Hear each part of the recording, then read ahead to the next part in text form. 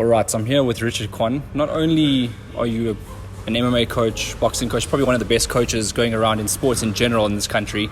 Going into 2020, and for the boxing fans, we're at the Fight Fit Militia Gym. This is where it all began for you. Maybe let's start there instead of what's up for 2020. How did MMA start for you as a fighter going into a coach? That's an old school question, answered many times. So I've been in martial arts since I was 9. I was living in Thailand, training fighting, moved to the US when I was around 18, got into Brazilian Jiu-Jitsu, mixed martial arts, wrestling, the whole 9 yards. Then trained a whole lot of now top fighters that are now in the UFC and big names. And then I moved back to South Africa and basically grew it from here. You know, when I got here, there was nothing here. Kind of fell into coaching. It wasn't a thing that I wanted to do, but when I was in the US, people wanted me to hold pads, help them with this. I just kind of fell into it, and then my passion actually grew more. When I came back, I did one fight with the EFC, but kind of realized that my team was very big, and you can't focus on you can't be selfish. Being an athlete, you got to be selfish.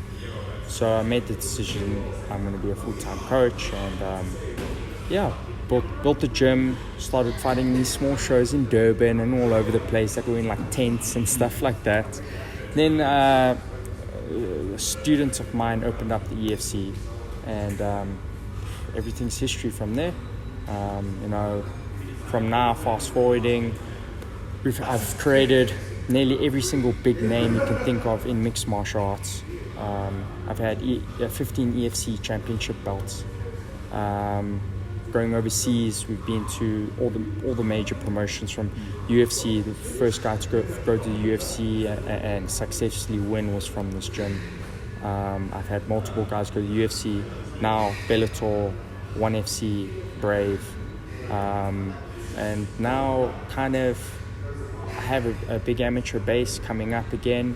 My first generation, second generation is kind of like split up and fighting all over the world and not locally based.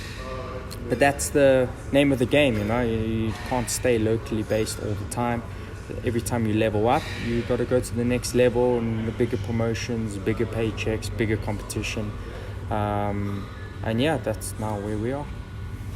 I'm going to go straight into the big news because obviously relevant to your career going into this year is Cris Cyborg. Yes. She's a massive addition to the gym. Yeah. And for yourself.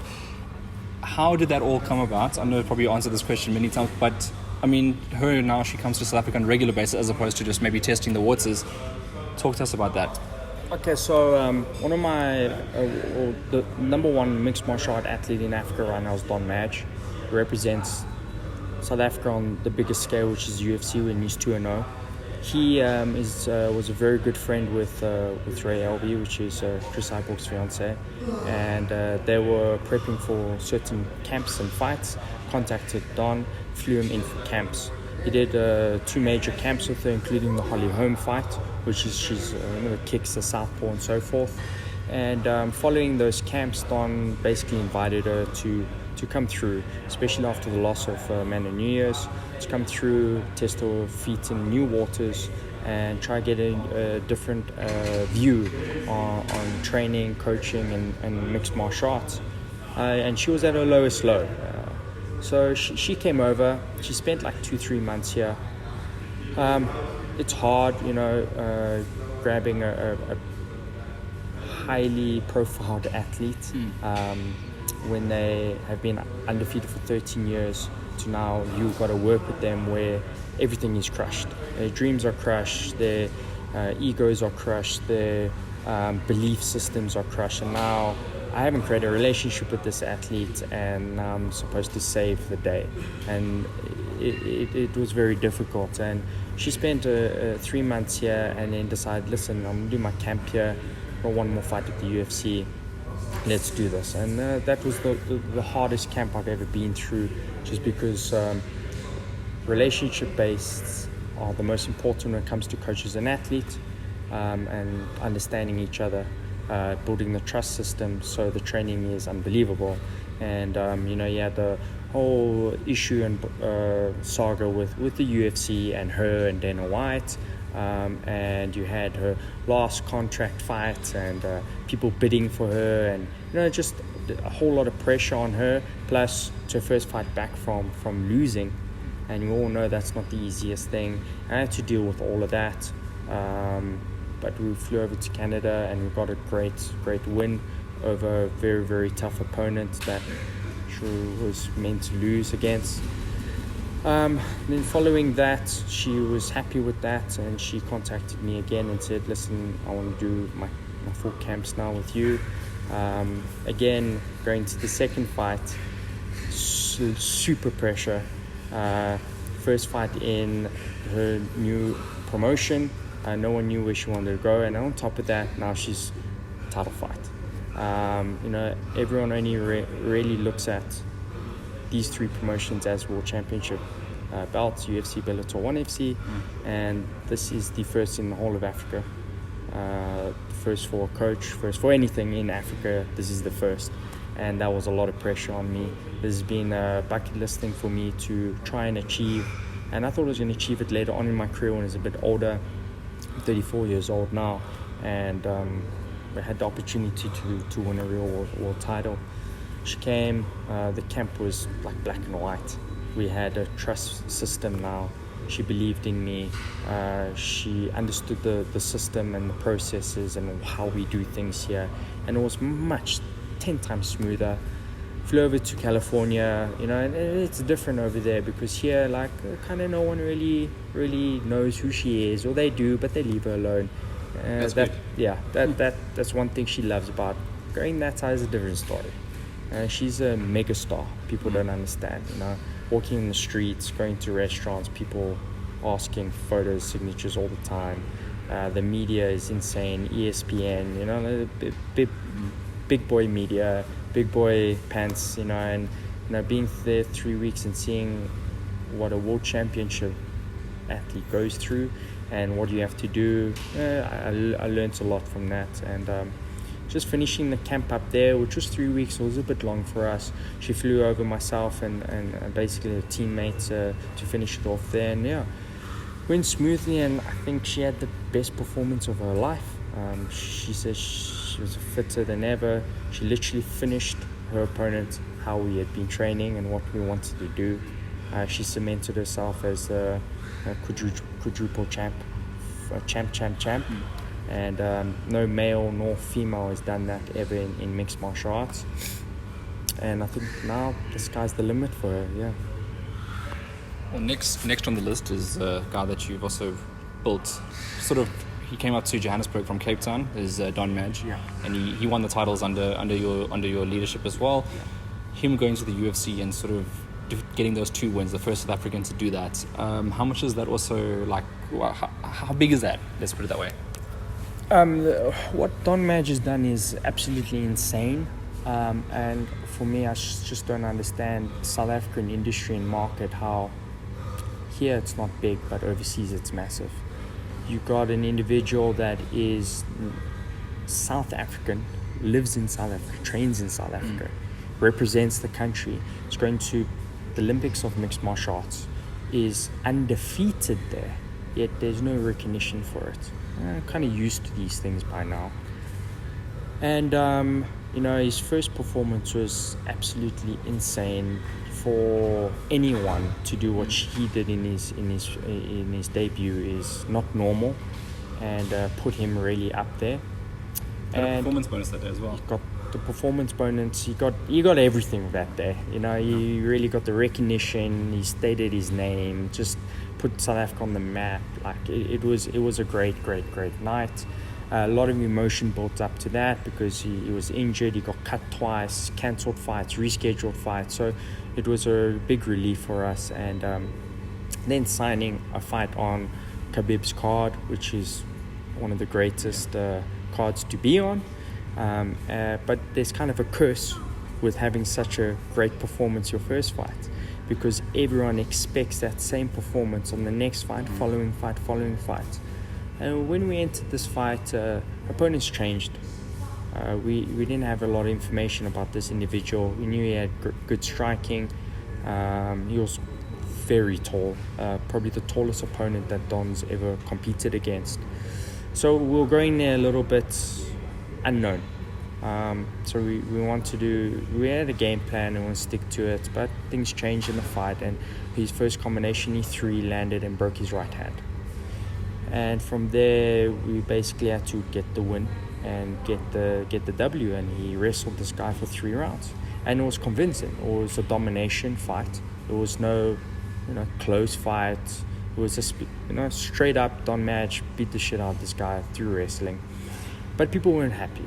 They wanted the flying kick, flying punch, 10-second knockout, whatever you want, like the first fight. And that's where you get the, unfortunate truth about our sport. And for me, it was an unbelievable fight. We learned a lot through each other. Himself learned a lot about himself and the training and the techniques we used and how to fix things on a taller opponent and, all of those things. So for us, it was a great fight. But, the public were like, nah, yeah, okay, you got the win, but there wasn't a spectacular knockout. So now we're kind of just waiting for UFC to give him that fight, so he can just get back in there, and Don wants to be active. He's training 3 times a day. In December, January, doesn't matter. He's training 3 times a day. We were training all year through. There's no on camp, off camp, and we're just kind of waiting for the call right now. There's opportunities in Brooklyn in April on the Khabib card again, and that will be great. We just want to rack up the wins, over time, people will understand who Don Madge is and what he is and what he represents and how dangerous and successful this man will be in mixed martial arts. I just hope South Africa realizes that and shines a little bit of light on him and just understands what's going on, because unfortunately it's not. Yeah. It's unfortunate that the South African media, of course, doesn't promote it a lot more, I suppose, as well. I mean, there isn't much, is there? After his wins, you've got Super Sport that hosts EFC, Super Sports that shows UFC. They've never interviewed Don Madge. Don Madge has never been on the breakdown of the UFC that they have shows on. They've never approached him. I don't understand that. He's the only UFC fighter that is 2-0. Dolce won his first fight on a short notice fight, and then unfortunately got destroyed in his second fight. And he's on the top of the top, but no one's giving that recognition. No media sources are coming to him, and it's been 4 weeks I've been back from Bellator, and you and another media company has come to me to discuss what actually happened for what I did in Bellator right now, and it's like winning an Olympic gold medal, and you come back to your country and it's just like no one's waiting for you at the airport. No, and it's not even about waiting at the airport. It's just about, we've got this achievement, and we're getting more recognition from other countries. Why don't we get recognition from our own country? And it's a bit disappointing, but it is what it is. We used to it. Let's just say that we used to it, and we're just trotting along and carrying on. And time will come, but that's why I think people mustn't be surprised when high-profile athletes like a Don Madge leaves and goes to America. And it is, a big reason is because of what we're talking about. What's the ideal matchup then for Don? Is it a striker? Is it a ground specialist? What type of opponent brings? What does he benefit most from? So, like, you look at his last 2 fights. Like, T. Edwards was a knockout specialist, high-profile wrestler. Stood with Don knocked him out. The next guy was a high-profile Muay Thai fighter, glory kickboxer, but actually he's been wrestling a lot with the Russians. All the Russians knew who he was. We didn't know this until after the fight, and that's why his wrestling was pretty educated. And unfortunately, we broke our hand. Don broke his hand. And you've got to be smart. At the end of the day, no one cares about the fight a year later. They care what is on your record. It's either an L or a W. Yeah, it's a W. You're looking back in the history books, no one cares how it happened. It happened. That's my point. People talk about it for 6 months to a year and then they forget about it. Just like the T. Edwards fight, no one's talking about that. So, you just Don just wants the opportunity to fight a striker, a grappler, whatever it is. The thing is, he's basically a black belt in jiu-jitsu. He's got high-profile wrestling, and he's a superstar in his striking. So whoever they put in front of us is going to be an exciting fight, and that's what he's not running away from. They've been giving him hard fights. T. Edwards was supposed to win. He came from the Contender. He had a 6-win knockout streak. They wanted T. Edwards to win.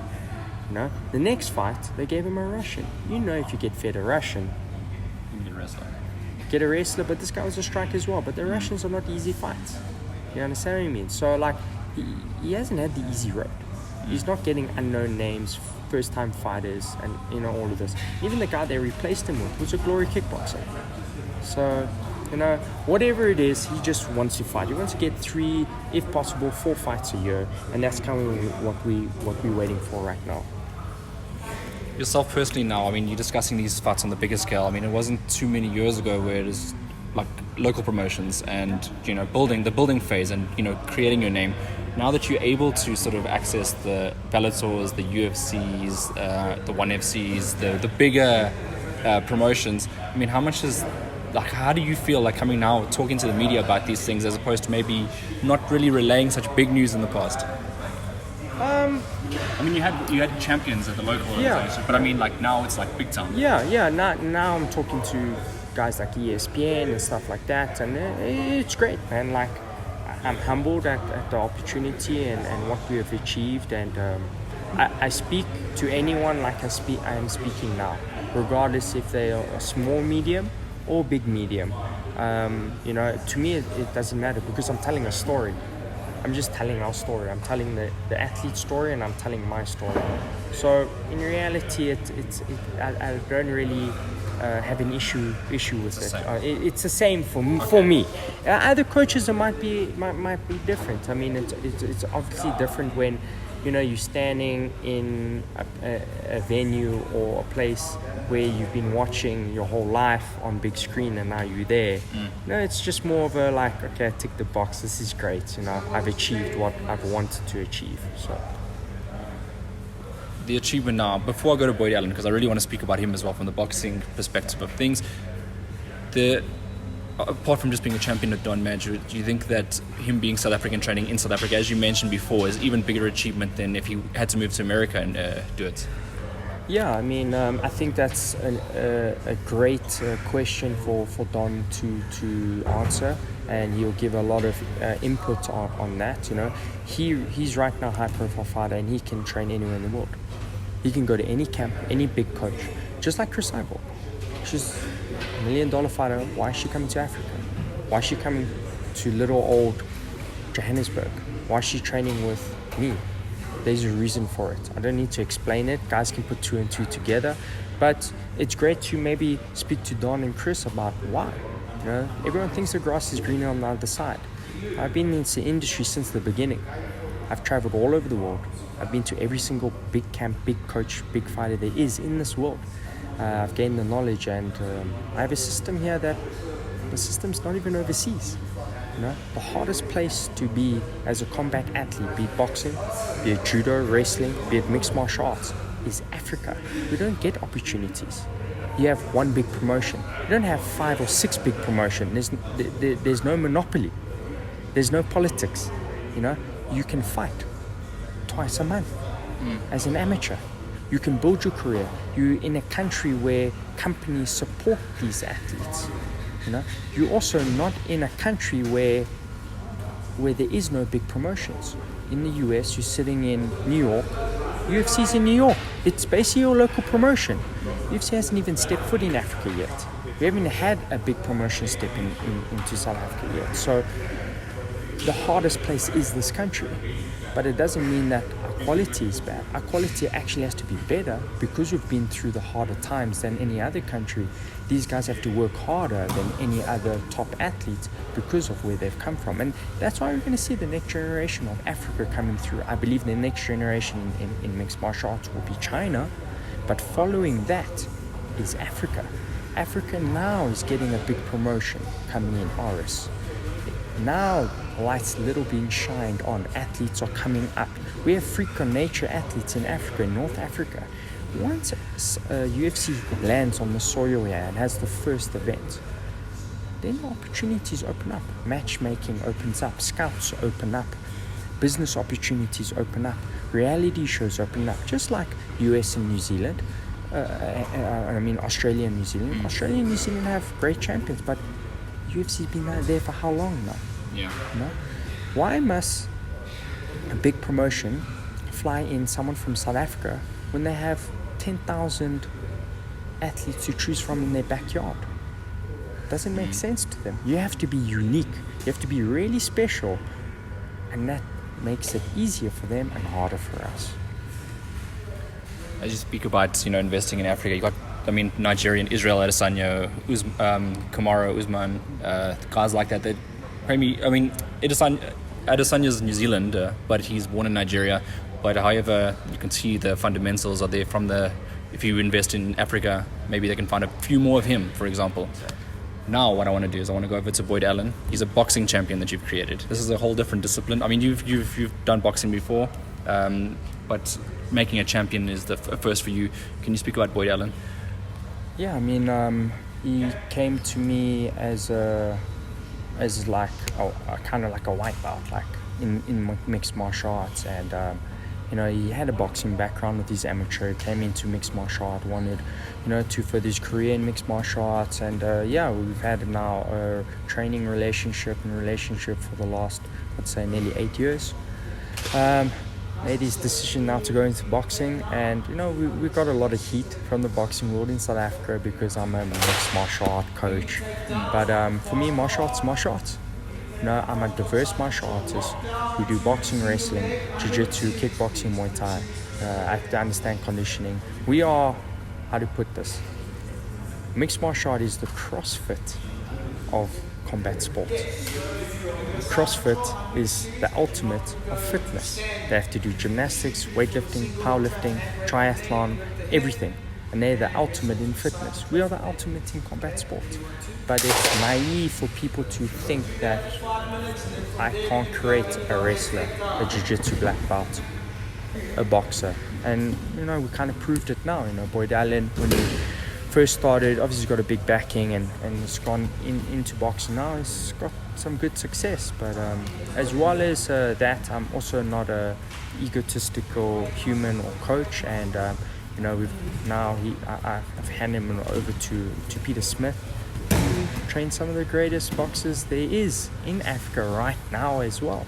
Big name, great camp, and he works with Boyd, and I still work with Boyd as well. And I think it's just it's about Boyd Allen. It's not about anything else. It's about him, getting him to the highest level we can. And if that is because he has to be with Peter and it's working, then I'm happy with that.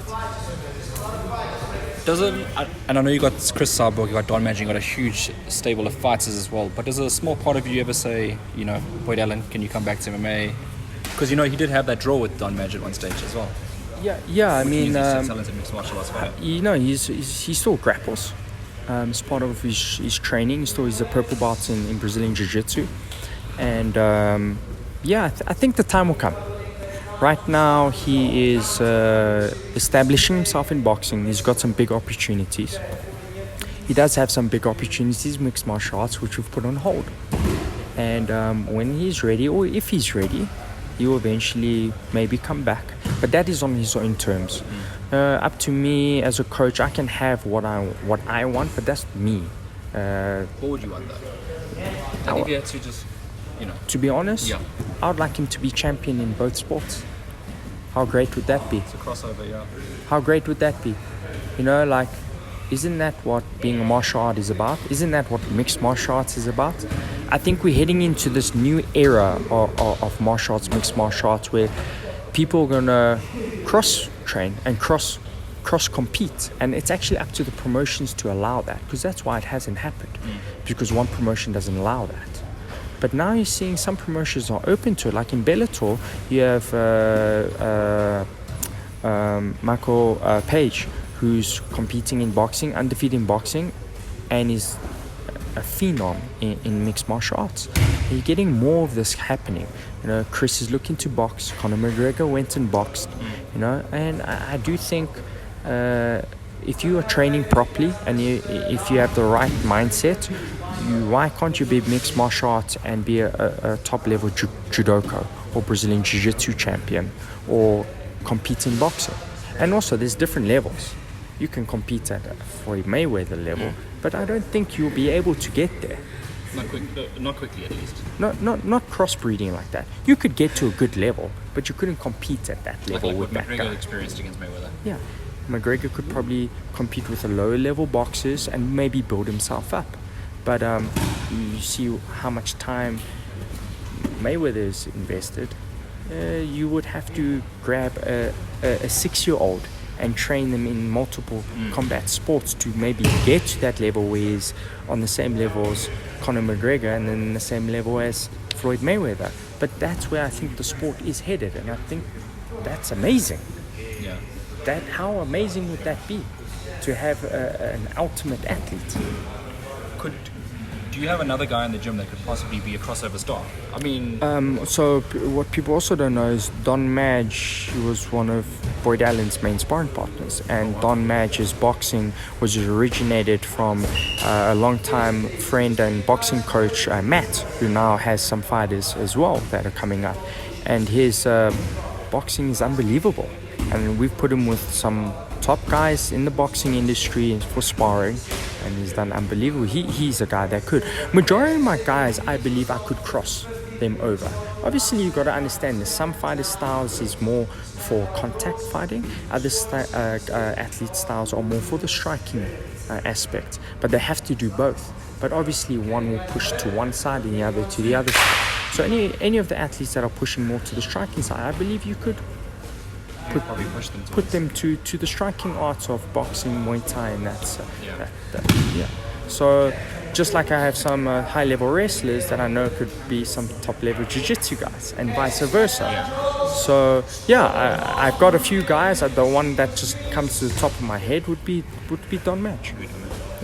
Who are your upcoming prospects? Could you name them for us? Upcoming prospects, obviously Bokang BK, he's in 1FC right now and he's 1-0. He's super popular in Japan right now.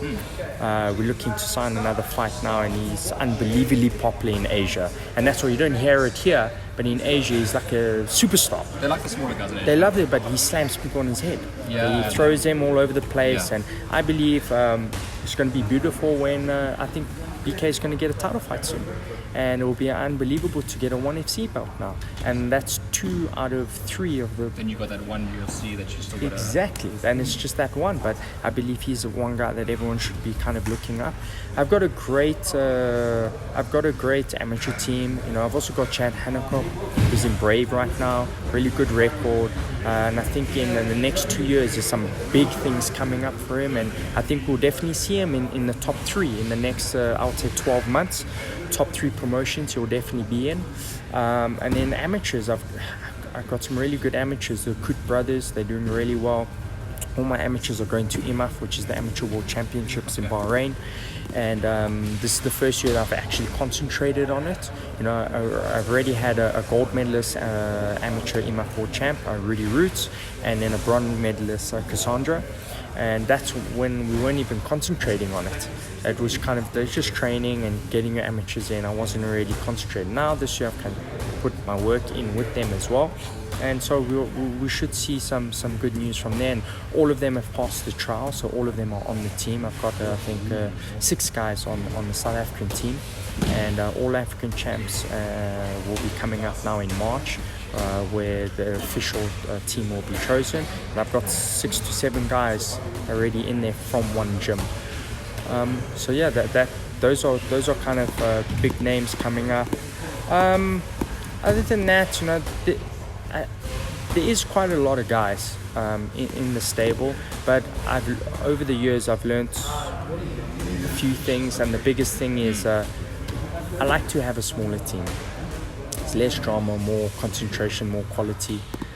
People go overseas to train at, like for example, a gym like American Top Team has multiple champions, but this team has never created champions from amateur level.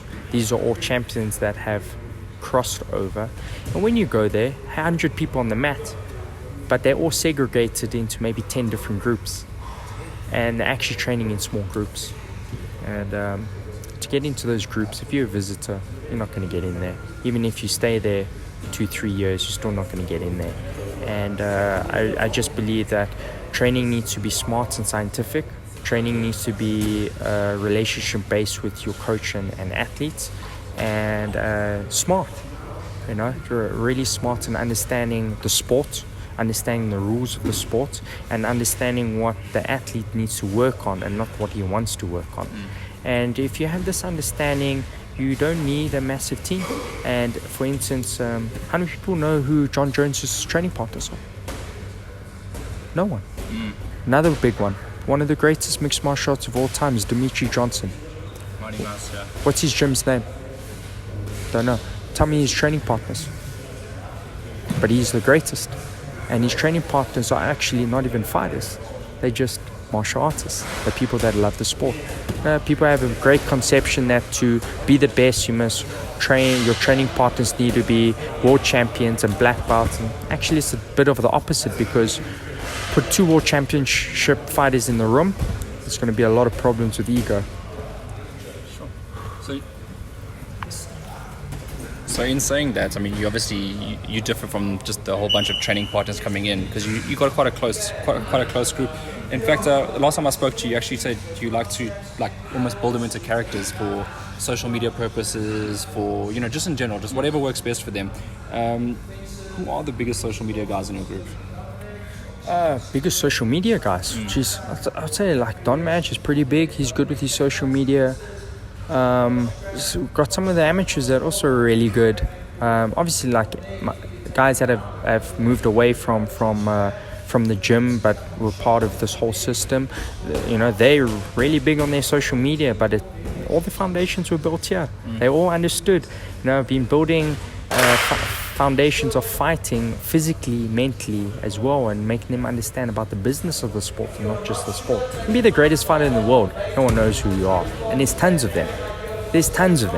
And here I offer that whole package. Understanding the industry, if you really want to do this. What are you getting yourself into? If you understand all of that, you tick all the boxes. Okay, now to get ready physically, you have to do this. To get ready mentally, you have to do this. And business-wise, you have to do X, Y, and Z. If you don't tick all those boxes, you're just going to be some average normal fighter, and you're not really going to get to. You might get to a big promotion, and that's about it. Just successfully doing that. And my first generation did that. We ticked a few boxes, got to a big promotion, and they ended there. Now second generation, get to a big promotion, now we're succeeding. You understand me? So it's just those learning curves of understanding, and there's a lot of things that have changed in my camp and changed how I do things that are much smarter. And one day when people ask me the right questions of what like you said, what do you think of a big training camp, and the things that I'll say will blow people's minds in terms of you don't need the best people in the world on the mat. You need good martial artists on the mat, because like I said again, look at any top fighter. They're not sparring with world champions. Yeah, you're right about that. I haven't even thought about these things. Take Vasily Lomachenko. Who's his sparring partners? I don't know. Exactly. His trainers are. Yeah. His dad. He's got his pad man. Okay. Who's his training partners? You'll find out later with sparring. Yeah. At the end of the day, these guys can hire whoever they want. So why don't they? Georges St-Pierre could have hired anyone he wants. He's one of the greatest of all times. I've met his sparring partners. They were amateurs. Oh, wow. 100%. Amateur fighters. Now, they're quite big and big names. But it's about training smart. And that's what people don't understand. And only once you train with multiple world champions and train at multiple world champion facilities, you actually understand what they are doing. They present something, but doing something else. And you're getting better results with building a fighter instead of breaking the fighter down constantly. And if you have a world champion, every day is a world championship fight. Someone's going to break. But who's more important now? Yeah, every fighter has to have a little team, and that team has to be their team. And it doesn't have to be consistent of what people think needs to be consistent of. The coaches, on the other hand, have to be world championship mentality, because they've got to provide the knowledge and not just make the fighter fit. Because 90% of coaches out there are fucking fitness coaches. They make the fighter fit. They don't fix technique.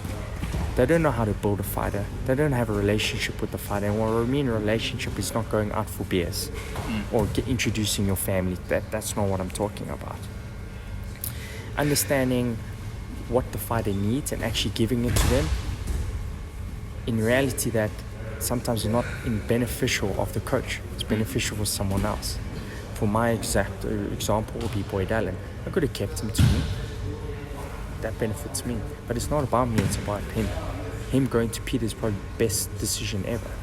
You know, certain things like this, bringing things in, bringing people in, and the higher you are on that scale, the more money you make. The more money you make, the more access you have to resources. But what resources do you want? And that's up to the coach. The coach needs to be smart about that. Another example is Valentina. You know, Valentina now is the best female as well. You know, she's a great female athlete. She's destroying everyone. But her main training partner is her sister. And her old coach, old man. And they travel all over the world and they just train. And they're actually not traveling to get training partners. They're traveling to see the world and to get a good environment to train in. That's it. But if I ask people, this world champion, who's his training partners? Most people say exactly the same response. I actually don't know. And once you find out, there might be one good guy, but 90% of the guys never even heard about them. Never even heard from them. So in terms of, you know, South Africa and the big names coming through, are there any potentials for big names? Yeah, there is. Can't really say right now and talk about it too much, but there's, you know, I've entered into that league now, you know, 5% of the world I'm in now, you know, that has a real world title, and people have taken notice. So I've been in contact with a few people, and later this year or earlier this year we'll see what happens. But yeah, I've broken through that market now. Okay, Rich, and just to finish off, because obviously 2020, this is the beginning of the year. By the end of the year, what would you seek to achieve? I definitely would say several big high-profile fights coming through by the end of the year. Hopefully a ONE FC world title fight, and maybe Don Madge breaking into the top 15. Wow. Okay. Yeah, a few more, but I would say that's a big one. A few more signings to Bellator, definitely Bellator, and maybe one more signing to UFC. All right. Thank you very much for obviously coming on the show today. I appreciate your time, and we'll catch up again very, very soon. Yeah, thank you.